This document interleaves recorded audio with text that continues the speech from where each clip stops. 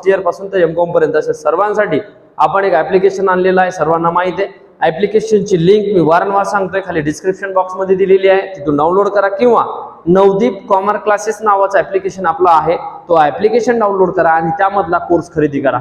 परीक्षेच्या दृष्टीने फार महत्त्वाचं सोप्यात सोपी मांडणी केलेली आहे, त्या ठिकाणी जा, तिथून तो कोर्स खरेदी करा। कोर्सची किंमत फक्त तुम्ही महिन्यातले 2-3 जेवढे रिचार्ज करता त्या रिचार्ज एवढी आहे, म्हणजे फक्त 1000 रुपये कोर्सची फी आहे।